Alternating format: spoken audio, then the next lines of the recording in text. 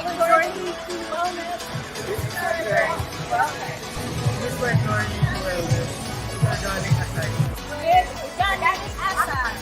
Organic aside.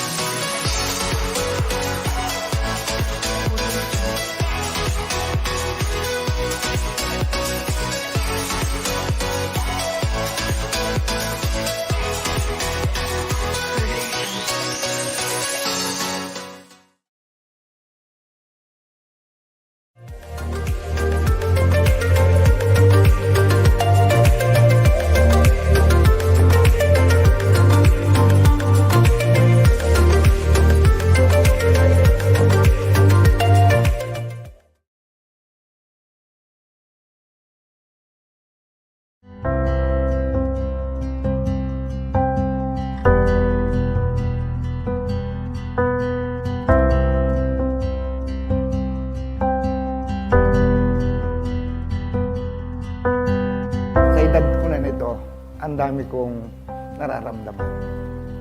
Dati akong sundalo. So, ang exercise ko is palaging kung ano yung nakakaramdam tayo ng mga sakit, mga tulad dito sa binti, yung mga muscle natin. Una siya kasi nagtitik ng organic at I take sabi niya sa akin. Sige, sabi ko naman. Ngayon, pag take ko, ay, okay pala ito. Dito ko na tagpuan yung ganda ng katawan ko. Yung BP. Medyo mataas, nag-160 over 100. Medyo bumaba siya ngayon. Edad 40 up, marami ka nang nararamdaman mga sakit sa katawan. So, malaking bagay ito, malaking tulong itong organic acai berry na ang daming mawawala sa sakit sa katawan.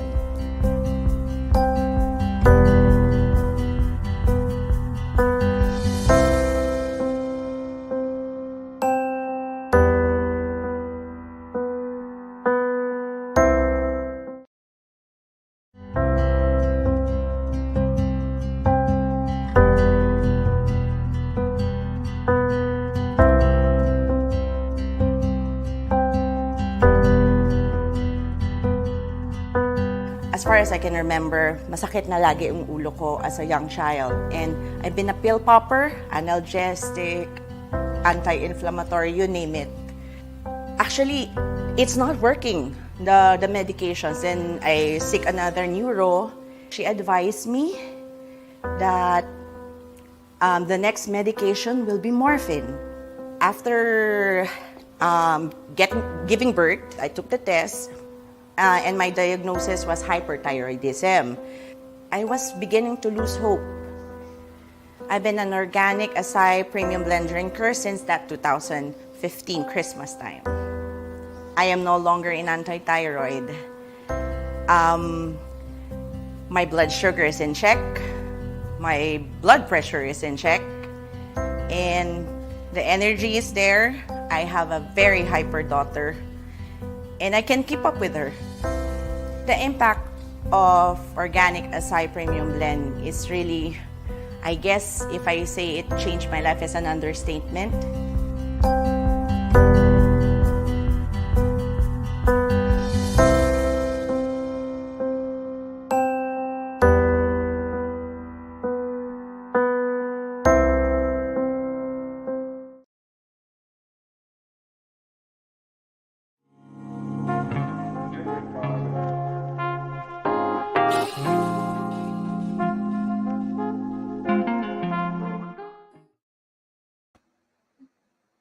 Hello everyone! Hello, good day naman sa lahat who are tuning in. Of course, welcome to another episode of Wellness Wednesday. So I am your host, Sabrina Santiago, at ako nga ulit ang makakasama nyo sa ating favorite midweek habit. So, kamusta naman so far?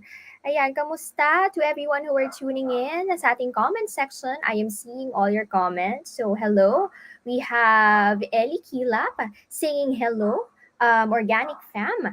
Ayan, si Vicky Carillo also is here saying what's up sa ating mga fellow viewers who are tuning in.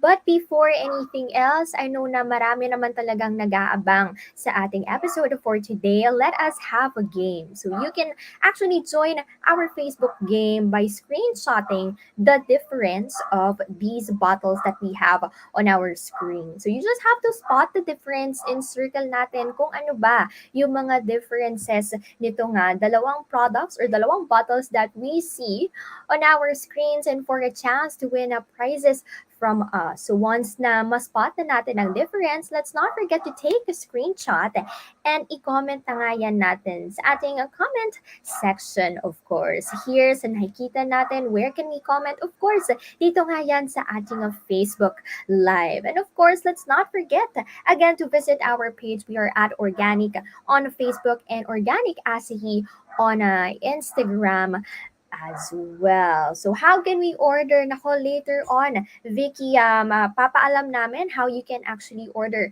our products. But I guess while I actually been doing this for quite a while now, at unang-una ko talagang tinatanong sa ating mga viewers, even our guest speakers, ay kamusta, 'di ba? Like lagi ko kayong tinatanong kung how's your day so far? How are you guys? Are you guys feeling okay? Are you feeling sad? Are you doing fine?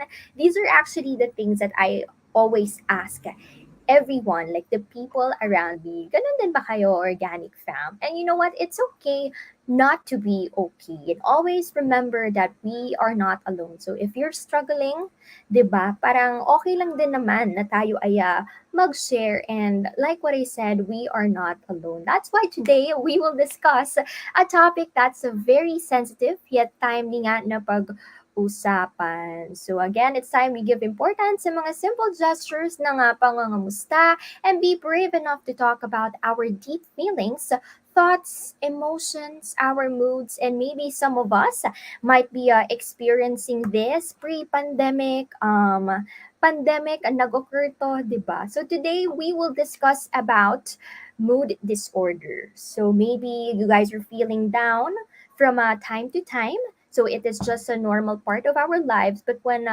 emotions such as hopelessness and despair take hold on and just won't go away, syempre you may have or maybe hindi pa natin alam, 'di ba? Meron din tayo nga tinatawag na depression. So more than just sadness in response to life's struggles that we're dealing with and setbacks, depression changes how we think, 'di ba? Feel and function in our daily activities. So it can interfere, of course, with your ability to work. Ano pa ba? When you guys are studying, so meron ba ditong ating mga estudyante who are also tuning in that maybe, 'di ba? Para rin naman silang makarelate. Also, it can interfere with your ability to eat o kaya minsan sa atin, maybe some of you, 'di ba, pag grabe na yung nararamdaman natin, ang tendency is hindi tayo nakakatulog ng maigi at hindi na naman natin na nai-enjoy ang ating life. So once again, guys, this is a new month for us. A bagong month, many things to learn. So, no matter how hopeless we feel, you can be better. So this is a sign, again, na you can be better. So by recognizing the different symptoms of a mood disorder or what we call depression, you can take the first steps to feeling better and overcoming the problem. So ayan na nga, ito nga ang magiging topic natin for today. But let's not forget to share this live stream to our friends sa ating social media pages, of course. Ayan na nga. And feel free, of course, to ask questions later on sa ating resource speaker. So to help us understand mood disorders and depression, of course, we have invited another guest speaker na makakasama natin today. So we have Miss Sikia De Castro, a psychologist, and for sure, marami na naman tayo nga matututunan sa ating resource speaker for today. Hi, Sab. Good afternoon. Hello! Hello, Ayan, and Miss also good Sikia. afternoon to all the viewers that we have in our Facebook Live. Magandang hapon po sa inyong lahat. Magandang hapon. So, kakamustahin na rin muna kita, no, Kia? So, kamusta? How's your day so far? Sab, it's midweek. So we know na kapag midweek, this is the time that we're really exhausted with all the things that we have to do, no? Juggling with our personal life and then our corporate life for the students. Ito na yung time na nag-a-announce na ang teachers for your quizzes. So it's Yes. really stressful, but coping. The important thing is coping. How about you? Well, I'm doing okay so far. Like, I'm also weighing things right now. Kanina, actually, nagano nga ako eh. Nag-caffeine na rin ako. Mm-mm. Pero parang feel ko, hindi ata siya nakatulong sa akin. Kasi parang basta nag-worry ako sa mga bagay-bagay. But anyway, Mm-mm. moving forward, now that you're here, syempre lahat nga ng tao, mas magbibigyan pa nga rin sila ng another information about mood disorder and depression. And with that, let us start. Okay, so ang ating first one is we're gonna talk about ang ating bipolar, tama ba? Ating bipolar 1 and bipolar 2 disorders. Well, narinig ko naman na kasi yung Mm-mm. tinatawag natin na bipolar disorders. Pero personally, hindi ko alam na meron pala tayong tinatawag or we have bipolar 1 and bipolar 2. So ano bang difference nito, Kia? Miss Kia? Okay. So, Sab, actually, bipolar disorders, previously, okay, Mhm. sila ay tinatawag na mood disorders. Together with bipolar, we also have here major depressive disorder. Meron dito yung mga, we also have cyclothymic, the dysthymia. Before, in the initial issue of our, sabihin natin na Bible ng psychology, no, we call it mood disorders. But right now, with the revisions that we have, they're Mhm. already called bipolar disorders and related disorders. So, ang major talaga nila na umbrella term is bipolar disorder, no? So, Mhm. when we talk about bipolar 1 and bipolar 2, the common notion of people is yung papalit-palit ng emotions. Masaya, malungkot. Masaya, malungkot, no? So, it is being depicted in the movies as a person with doble cara image. They look at it that way. Oh, However, yun. oo, ganun siya. Ganun ang tingin nila lagi. Kaya nga, di ba, sometimes when we have our friends na masaya ngayon, tapos biglang maya-maya, bigla na siyang masungit, sabihin natin, napaka-bipolar mo. Di ba? Yes. Once in our lives, we did that. But in reality, if we will be looking at it in the clinical setting, it's not bipolar disorder, no? Kasi bipolar disorders is a mood disorder wherein there is a shifting of the moods from hindi lang siya happy, euphoric actually, no? From a euphoric manic mood to a depressive mood. And the changes, Sab, does not happen in just a snap. Hindi siya nangyayari within the day. It happens in a week, no? It has to be a 1 week kang happy, 1 week kang euphoric, and then after a week, bigla kang in a depressive mood. So ano nga po ba ang pinagkaiba nila? When we talk about bipolar 1, the prominent symptom, Sab, is manic episodes and depressive episodes. When we say that a person has a manic episode, the person is too happy, no? Nakakagawa siya ng mga risk-taking ability and risk-taking behaviors. Very excited siya sa mga nangyayari sa kanya. Gumagawa siya ng mga non-goal-directed activities to the point na hospitalization is already possible. No, that's a manic episode. So, yun ay nangyayari sa bipolar 1. But when we talk about bipolar 2, what the person has is other than the depressive episodes, we have hypomanic episodes. So, ito naman, kapag kasi manic, it lasts for 1 week. No, that's our standard, 1 week. But when we talk about bipolar 2, kaya siya hypomanic, it lasts for 4 days, at least 4 days. And the effects of that does not necessarily have to be hospitalized. At hindi siya nakakagawa ng self-harming. Kasi pag sobrang happy mo, minsan you're already harming yourself and other people. But for hypomanic, it's not like that. No, so yun talaga yung difference nila. It's the presence of the manic and the hypomanic episode, the duration of your manic and hypomanic episode, and at the same time, both of them has the depressive episode. Yon. Oh, so wait lang. So both of them has a depressive episode. Mm-mm. Pero Yes. paano natin siya madi-distinguish which is which? Kung Okay. bipolar 1 or bipolar 2?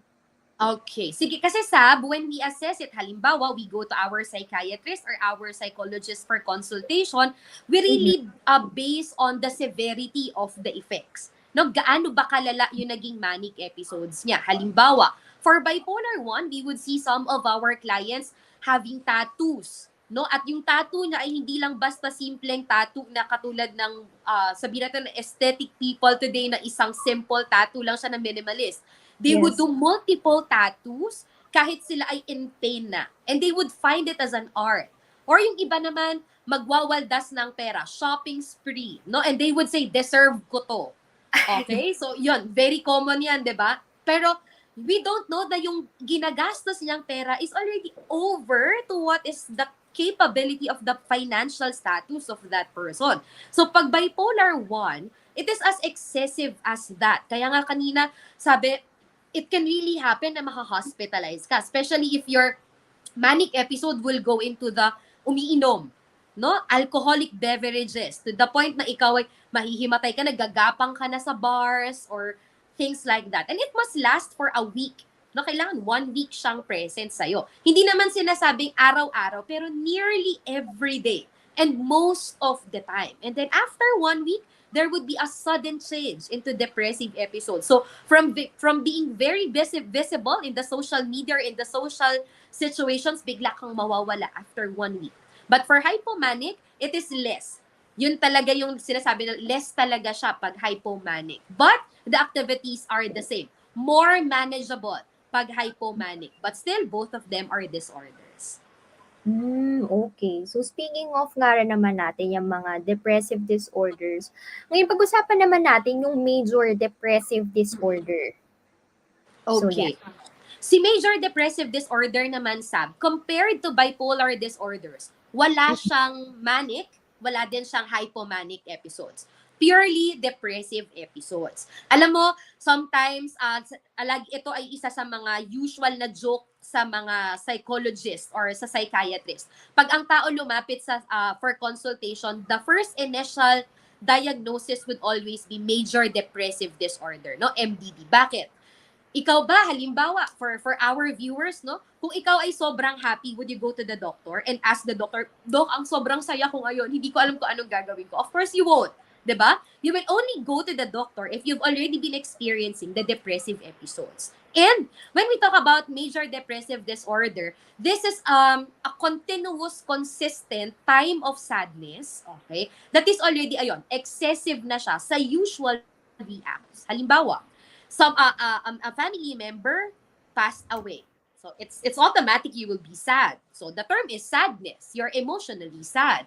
However, lahat naman tayo siguro naka-experience of a death of a loved ones. After 1 day or 2 days, we will not grieve as much as we grieved on the first moment that we knew that someone passed away. But for those people with MDD, kahit hindi na sila, kahit medyo matagal na yung time from the moment of trigger, the severity of the sadness is still there. So most of the time, they are feeling sad.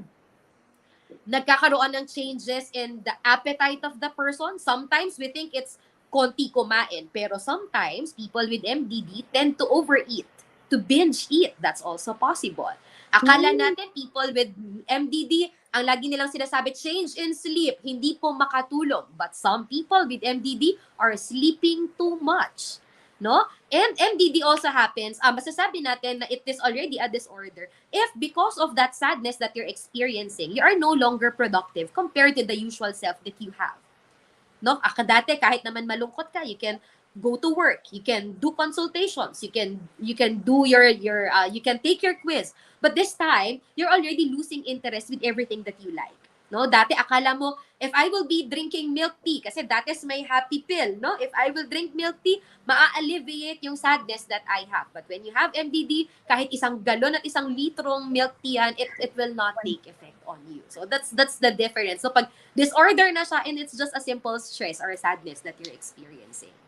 Oh my gosh, you know what? Wait lang. Let me just cut you. Kasi Ang dami ko na naman natututunan, tas parang nasa second slide pa lang tayo. And you know what? I think our viewers also are saying that this is actually an interesting topic.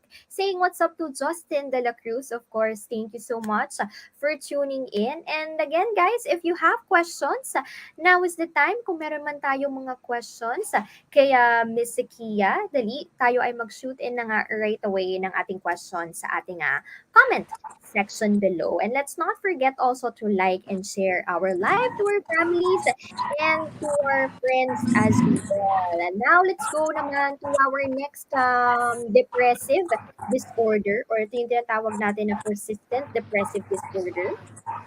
Ayan. Okay. Si Mhm. dysthymia naman, Sab, if we will be comparing it with bipolar 1 and bipolar 2 and MDD, this is more on the MDD side. No? Mhm. The only difference of dysthymia with the MDD, kasi sila yung magkatulad no, is the duration of time. Okay? Si MDD kasi meron siyang checklist. Okay? Meron siyang checklist of the different symptoms that you should have. Si MDD, it asks you to have 5 of the symptoms that you have. Pero si dysthymia, it just requires you to have at least 2. Okay? So, hindi niya na-reach ang major depressive disorder. But, with dysthymia, this is happening for 2 years or more already. Okay? So, yun yung pinagkaiba nila. Si dysthymia, depressive episodes siya for already 2 years. Okay? At ang pinagkaiba pa niya kay MDD, si dysthymia, hindi natin siya sinasabi na katulad ni MDD na continuous, every day. Sometimes, si dysthymia, meron siyang sinasabi natin na nagre-relapse lang siya.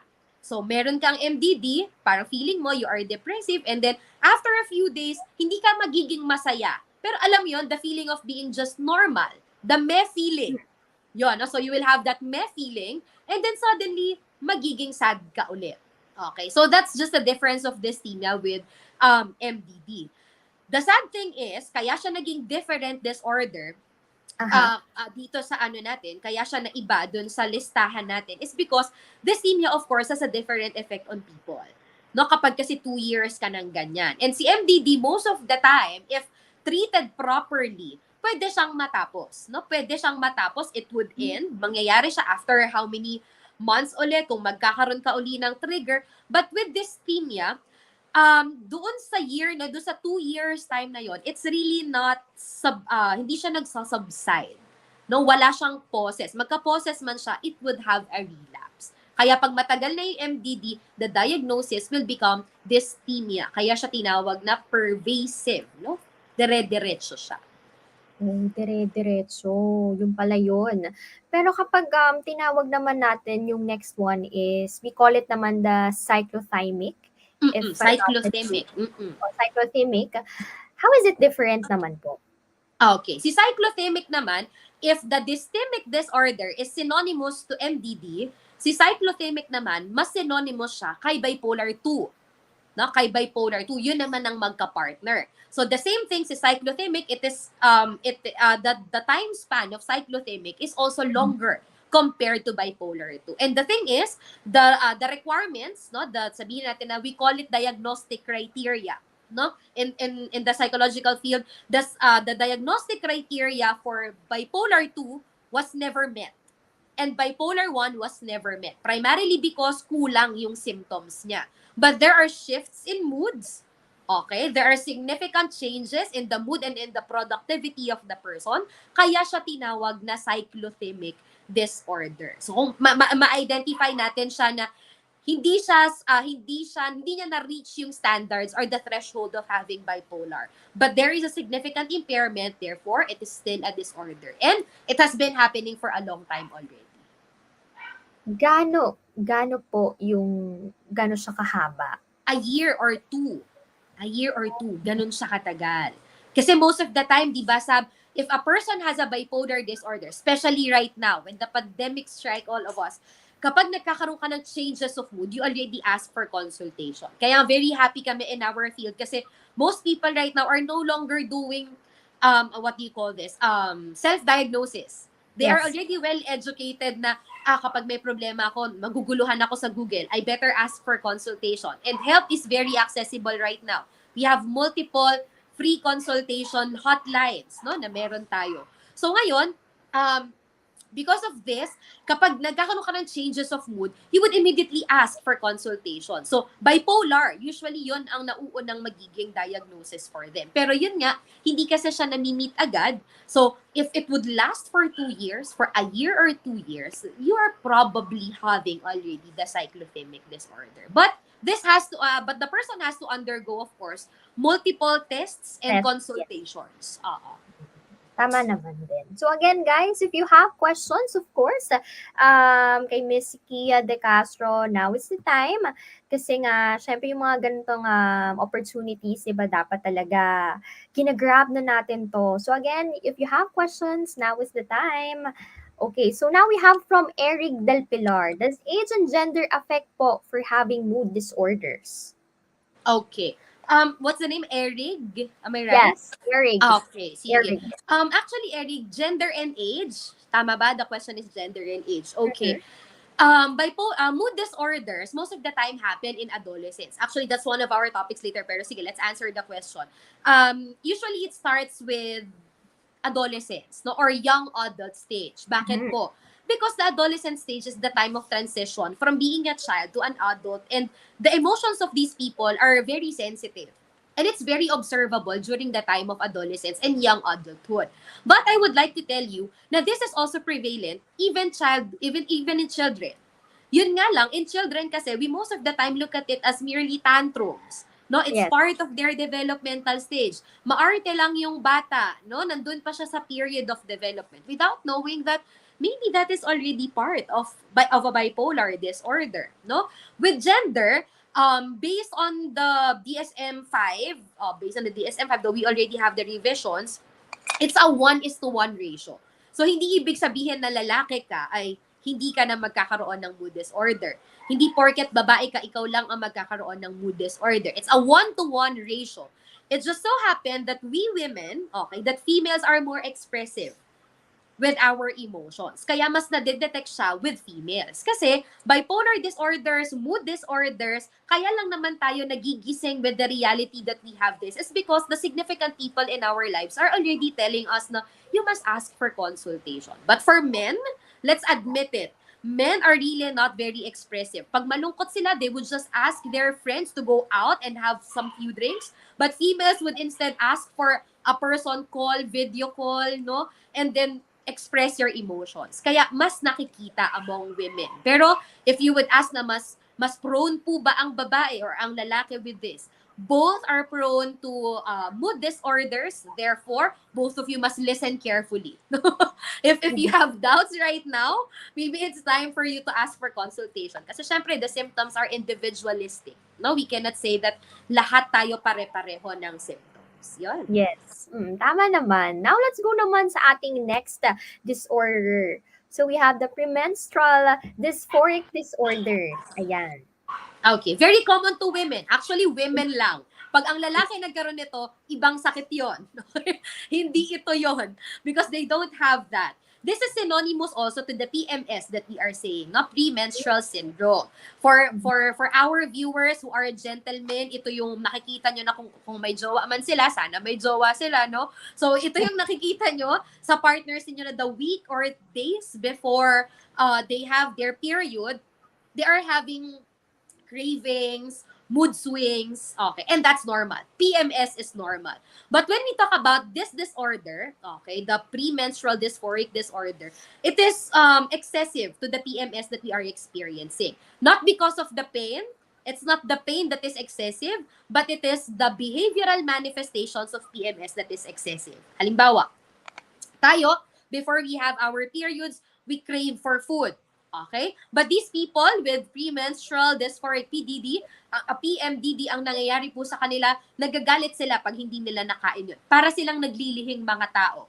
No? And if they did not satisfy that need for the interest of that cravings, there are depressive episodes that are happening.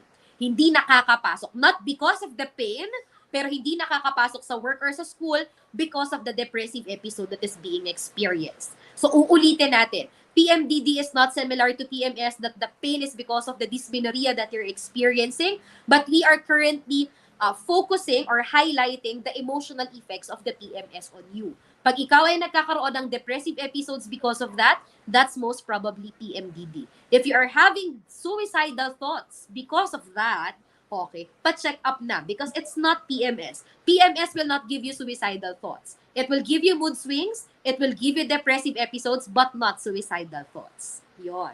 Dapat tinitake note natin lahat yan, guys, ha? Like, to everyone who are actually tuning in, sana marami nga naman talaga tayong natututunan right now. Pero ngayon, let's go naman to the causes. 'Di ba? So, we have the biological, psychological, and social causes na pwede nating ma-share ngayon sa ating viewers. Okay, sige. Sab, let's start with the biological causes. As of the moment, wala pa tayong nakikita, hindi pa very scientifically proven kung which specific part of the brain is, sabihin na natin na impaired when a person has bipolar disorder. But, many studies have already proven, okay, na bipolar disorder happens most of the time if you have a family member, sabihin natin na genetically, you are predisposed of having bipolar disorder. At ito daw ay nangyayari kadalasan if a family member has schizophrenia. Okay? So just a trivia, dito nga sa psychological field, we have a specific, parang Bible siya, no? It's a huge book. We call it the DSM. Okay? Doon nakabase yung mga disorders na sinasabi natin. And makikita mo na bipolar disorders is placed in between schizophrenia and depressive disorders, no? And yon, so nandun siya, kasunod siya ng schizophrenia. Because there was a time that bipolar disorders, mood disorders, are also called affective psychosis. Okay? Because it is possible, just for the knowledge of our viewers, it is possible that when you have mood disorders, there are hallucinations, there are psychoses that are happening. No? Kaya minsan yun nga sinasabi nila, bipolar lang naman yung disorder. Bakit siya may nakikita na hindi natin nakikita?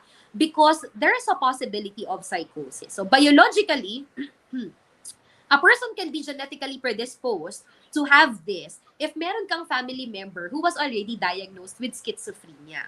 No? Okay. Mataas yung possibility of that. Psychologically naman, the predisposing factor, sabihin natin na ang nakaka-trigger doon ay events in life. Okay? So, many people who have low resilience, low self-concept, low self-esteem are being triggered immediately by these, sabihin natin na crisis. No? They are experiencing crisis in their life. So, that's a psychological factor that may cause that. Pero, purely psychological, that is not possible. No? Siguro, made-develop siya into MDD, but not necessarily bipolar. Ayun pa pala. This is another, sabihin na natin na red flag for those who are bearing a child right now. For those who are pregnant, my dear mothers, no, please take care of the child. Wag nang mag-TikTok habang buntis kasi we don't know what could be the possible effects on that. No? It's also possible na yung inyong prenatal care sa inyong anak ay maging predisposing factor for the mood disorders na mararanasan nila. So biologically, it can be genetic or the prenatal development of the child. And psychologically, triggers. And in the social aspect naman, isolation, just like what happened during the pandemic, it's a huge trigger for bipolar disorders. Kaya nga, just to share also, in the clinics, I think most of the clinics would agree, after the pandemic, ang daming check-ups, ang daming consultations, and many of them are having bipolar disorders, mood disorders. And that's because yung mga predispositions nila, no, sabihin natin na nasindihan yung kandila ng mental disorder. So, the psychological and the social aspects are just triggers of a biological cause of the mood disorders that we have. Very well said. Well, ngayon, since napag-usapan natin yung marami pala talagang causes, no? Pero siyempre, meron din namang instance na pwede natin siyang ma-avoid. So, how can we avoid or alleviate, of course, all the symptoms or causes na sinabi nyo? Okay, so actually, Sab, we have 5. No, I was mentioning to Justin last time 5 of the possible, sabihin na natin na what do you call this? 5 ways on how we alleviate. Kasi if you have bipolar disorder, hindi natin masasabi na there is cure for that. Ayun pala, no? Siguro maganda rin na malaman ng ating viewers yun, no? We cannot promise na makukure ang bipolar disorder. But what we can only do is alleviate the symptoms that it has. Number one, ayan nga po, as shown in your screens, you have to be knowledgeable on the nature of the disorder. Misdiagnosis is a huge problem in the mental health sector right now. When a person has a bipolar disorder, one of the good things that they must know is, ano nga ba ang mangyayari sa akin pag meron nito? Because the confusion happens if you don't know anything about your disorder. Diba? O let's just put it in simpleng sipon. Diba? Pag hindi ka nagpa-check up and you don't know what is happening to you, you tend to be anxious about it. Okay? But if you know already if you're experiencing MDD, let's focus on depression. If you know what is happening because of your depression, kaya ka pala nalulungkot is because of depression, you will no longer blame other people for what you are experiencing. Hindi mo sisisihin na, ikaw kasi ganito yung ginawa mo sa akin, kaya ako nalungkot. But when you know that you are diagnosed, hindi ka na magkakaroon ng self-blame or others blaming. But all you will be doing is to pacify yourself because, may sakit ako, I have nothing to do with this, but I have to help myself instead of doing things that are not productive at all. Pangalawa, social support is important. My dear viewers, when you know that someone has a bipolar disorder or has a mood disorder, please do not judge them and do not isolate them. Do not create stereotypes on them because they want to control themselves but they cannot. No, that's the problem with that. That's why social support is very significant to people like them, especially with their families. Huwag niyo pong itakwil ang inyong mga kamag-anak or kapamilya na merong bipolar disorders because during this time of their lives, especially if they are initially diagnosed, no, yung ngayon ka pa lang na-diagnose, it's very difficult for them because kahit sila, hindi nila alam how to handle themselves. But by merely knowing that somebody is there to help them, somebody is there to help them, that would make them happy. No, kahit sila ay nandun sa depressive state nila, somebody would be nandun na sila sa give me a reason to live. At least when you have social support, there would be somebody na makikita mo na hindi man ako naniniwala sa sarili ko. This person is still believing that I can overcome whatever I'm experiencing right now. So social support is very important. Sometimes you will get offended. Sometimes you will be emotionally hurt by these people. But take into consideration that the reason behind this is not because they have bad personality, not because they are evil persons, but because they just have a disorder. No? Next, number 3, establishing routines and reminders, is helpful, no? You have to put routines and reminders together. Bakit po? This is one of the practices that we are doing in the clinical setting, especially with these people who have bipolar disorders. Kasi alam naman natin, they will shift moods. Tama? They will shift moods after 1 week, after 1 week. So it is very important for you to establish a routine for them na anuman yung phase na meron sila, anong episode man ang meron sa kanila ngayon, they already have a certain routine to follow na pag masaya sila, at least that will control them. Ay, hindi pala muna ako magsha-shopping. Di muna ako mag-check out kasi I have this routine pala. Kailangan ko pa palang gawin to, no? If they have depressive episode, babangon ako ngayon. Kasi I have to do something. So the routines and the reminders will set them for something to do, that is productive. Productive siya. And that would alleviate the emotions that they are experiencing right now. Minsan nga merong isang, just to share, no, there are some clients who are telling us, kailangan ko ma'am kasing bumangon because kailangan kong kumayod. And that concept of pagkayod, dahil kumayod siya, that is a routine, a reminder to the self na I have to overcome this problem of mine because merong umaasa sa akin at ang aasahan ko ay sarili ko din at ibang tao. No? Number 4, be assessed immediately. Professional help is readily available. Professional help is way better than just Googling your symptoms. No? We have to be assessed professionally. No? You have to take tests and assessments for that. And lastly, every person is a biopsychosocial being. If your symptoms are already too much, please don't be afraid to take medications, okay? And especially with our generation right now, people are very workaholic. Do not disregard your nutrition. Despite kung we have our hierarchy of needs, your physical needs must be first and foremost addressed before you go to your psychological needs. Kaya, wag na wag pababayaan ng pagkain. Kanina nga, di ba, na-mention ni Sab, she already took her caffeine. because yon ay nakakakalma para sa kanya kaso hindi siya kumalma. But for other people, you must also know what are the nutritious food or what are the medicines you're taking para ma-alleviate yung inyong symptoms. Because pag ang katawan mo ang nagsalita na, pag katawan mo ang gumawa na ng paraan, okay, everything else would follow. Yes, tama rin naman dyan. So speaking of ng ating proper nutrition, paano naman din, di ba, nakaka-help ang organic acai, of course, to Mhm. everyone who are actually suffering from, let's say, mood disorder or depression? Okay. Sab, when we talk about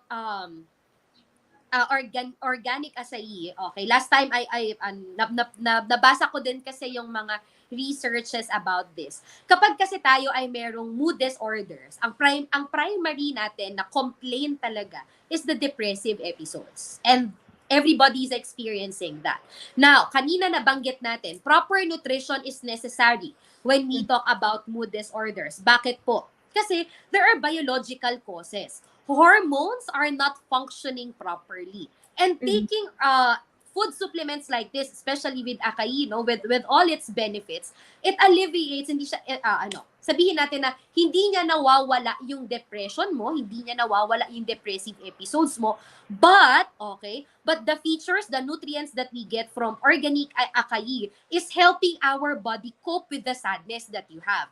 Our happy hormones are being catalyzed, okay? Nakakatalyze na yung ating happy hormones para kapag ikaw ay nalulungkot, okay? Di ba, when you're full already, when you're feeling full and healthy, it makes you feel better. And at the same time, organic acai also has its antioxidants. As far as I know, meron siyang antioxidants, no? And being a person, sabihin na natin na with mood disorders, experiencing depressive episodes, when you are physically cleansed, that makes you feel refreshed. Ma'am, it's very basic, no? Very basic talaga siya. Physical manifestations, physical freshness ay malaking contributions dyan with alleviations of the symptoms that you are experiencing. So, yon siguro honestly and experiential wise, no? Mhm. Organic acai is improving the happy hormones of our body, and it is cleansing us para alam mo yun, happy yung emotions mo, happy din yung body mo, and then again everything else would follow. Okay. So, feel ko parang in relation to that, parang meron din Mhm. agad tayong question from Eric Del Pilar. Sabi niya, are Mhm. there medications that is over-the-counter for mood disorders po? None. O, di ba, ang bilis ng sagot. Oo nga eh. Wala, okay? When we talk about medications kasi, ang ating pong psychiatrists, okay, we have a different professionals for that, no? Psychiatrists are the one prescribing the medications. And for them to prescribe that medications, they have, I don't know, in the medical field, no, meron silang tinatawag na yellow prescription, kung saan ibig sabihin, these drugs are regulated. No? Regulated siya by FDA. So, kailangan you have to be licensed by FDA para makapag-issue ka ng ganito. And actually, if the medications for mood disorders, kapag ikaw ay nagpunta sa mga botika, no, sa pharmacy, they would even ask for your ID. No, they would Mhm. even ask for your ID para lang maibigay nila sa'yo yung medication na yan. So it's not an over-the-counter medicine because it's a regulated drug and there's a high possibility, of abuse if this is just an over-the-counter medicine. Wala siyang over-the-counter medicine, but a while ago nga nabanggit din natin, taking care of your proper nutrition, okay, would help you. Hanggat wala pa yung proper medication for you or even nandyan na yan, your psychiatrist would still tell you, you have to eat well. No, you have to take medications which are appropriate for you. Some of them are taking sleeping pills. No, okay yon as long as it is regulated. No? Pero ito nga, because most of the time they are sad kasi hindi sila nakakatulog or hindi well ang feeling nila pag natutulog sila. Pagising nila, they are not well rested. Over-the-counter sleeping pills are available, but of course, you still have to ask for the proper brand and proper dosage from your doctor. And supplements like this, no, supplements like this would really help. Bakit po? Because, lagi ko tong sinasabi, we have to fool our body. O, dun na tayo. Kailangan nating linlangin yung katawan natin. So, if there is any available products such as Organique Acai that can help us, Organique Acai that can make us happier, no, that can kahit walang medications, though this no therapeutic claims naman for the mood disorders, no, but if you have things like this that you can take para hindi tayo din masyadong maging dependent with medications. Kaya nga meron din tayong therapy. After you do medications, you do therapy because even our doctors will tell us hindi din maganda na we are very dependent to medication. So food supplements like this are also good. No? Sleeping pills over the counter are also good. But taking care of your proper nutrition is the best way to prevent yourself from being precipitated, no, with the events that is happening in your life.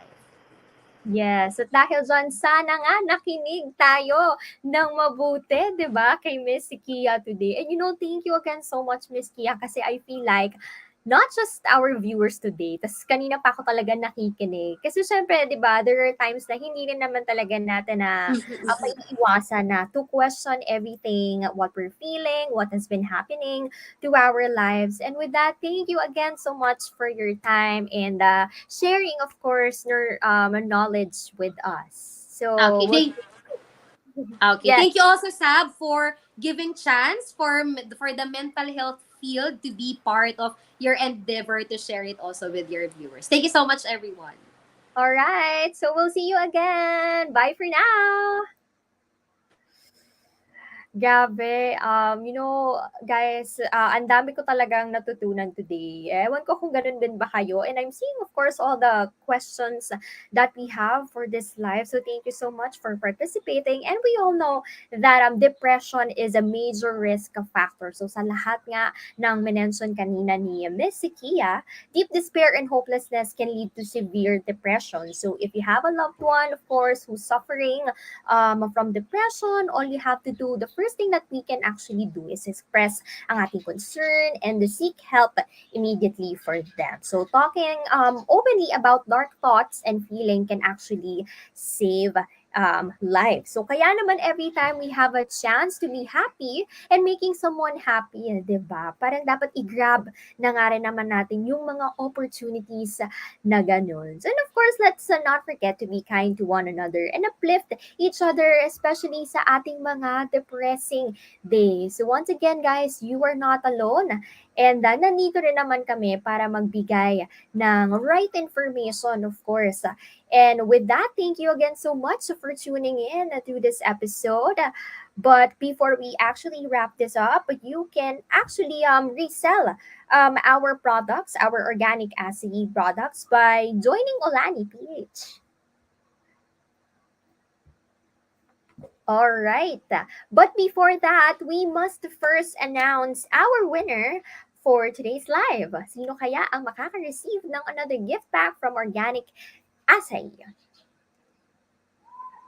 Okay, so once again, guys, if you want to be one of our resellers, now is the time. You can join Olani, message us, of course, if you have the time and if you are interested. So again, the winner of our organic gift pack is we have Jessipe Fernandez Valdez. So thank you so much again for your time, for participating.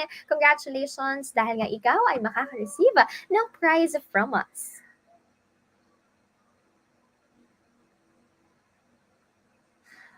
All right. So what a great topic. Again, another live.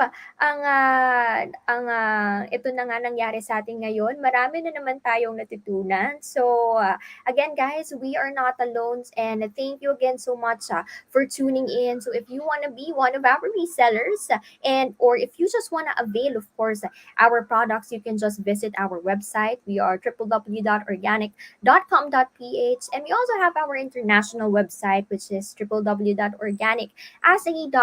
And we are again available on Watsons, Shopee, Lazada. So ayan, sa mga nakikita natin right on your screens because kanina meron din akong nakita. Sabi niya, where can we avail your products? So sana nandito pa rin siya.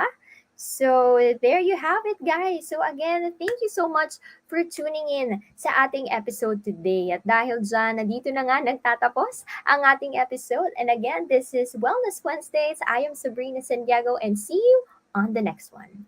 Bye! Happy Wednesday, everyone!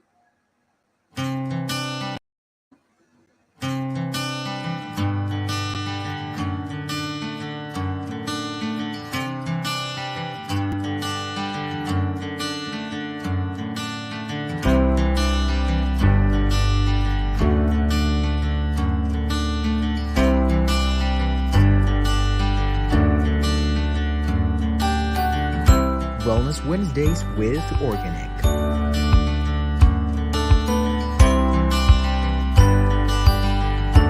We care because you matter.